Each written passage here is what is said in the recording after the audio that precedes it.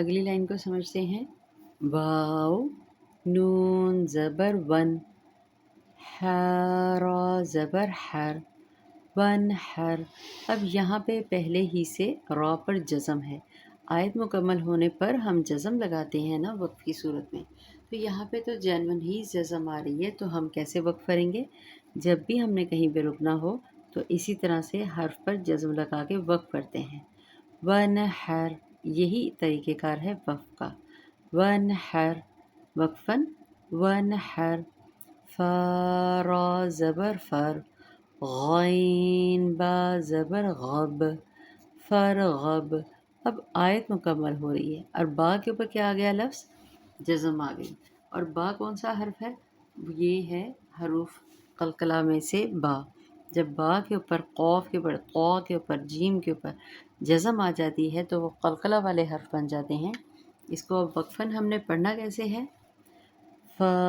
را زبر فر، غین با زبر غب. کیسے کریں گے؟ ب فرغب، یعنی با کو نمایاں پڑھیں گے قلقلے کے ساتھ. وقفاً فرغب، فرغب. فا زبر فا، دال زبر حد، فحد. دال زیر دی، فحدی. دال کو فا کے ساتھ جزم مل رہی ہے تو ہم نے اس کے ساتھ ملانا ہے. فحدث، فحدث. وقفاً بھی کیا ہوگا؟ جب ہم وقف کریں گے تو جزم لگائیں گے. فحدث، حدث. فا کو نرم پڑھیں گے، یاد رکھیے گا. یعنی جب ہم نے رکنا ہوتا ہے تو آخری جو لفظ ہوتا ہے جس پہ ہم نے رکنا ہوتا ہے اس حرف کے اوپر جزم لگا دی جاتی ہے. اب جیسے میں نے اوپر کھڑی زبر کے بارے میں بتایا تھا، اب الف مدہ کے بارے میں بتایا تھا، سیم وہی چیز یہاں پہ قاعدہ اپلائی کیا جا رہا ہے. فا یا زیر فی، ہا الف زبر ہا. الف مدہ کا قاعدہ وہی رہے گا. تو وقف مطلق، وقفاً فی ہا. یہ وقف کی صورت میں بھی ایسے ہی پڑھیں گے. فی ہا.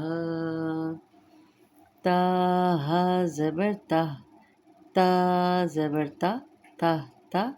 دال واو پیش دو، تہتدو. وقفاً یہ آگے آگے جیم. جیم ہوتا ہے وقف جائز، کہ اگر آپ یہاں پر رکنا چاہیں تو رک سکتے ہیں، اور اگر آپ رواں پڑھنا چاہتے ہیں تو وہ زیادہ بہتر ہوگا. جائز کا مطلب ہے کہ کوئی حرج نہیں ہے، ہم یہاں رک سکتے ہیں. تو چونکہ وقف کر رہے ہیں ہم کیا کریں؟ تہتدو، تہتدو. قاف واو زبر قو، لام یا زیر لی، قولی. وقفاً قولی. بالکل اسی قاعدے کے ساتھ یہاں پہ بھی آیت مکمل ہونے پہ ہم نے وقف کرنا ہے. قولی.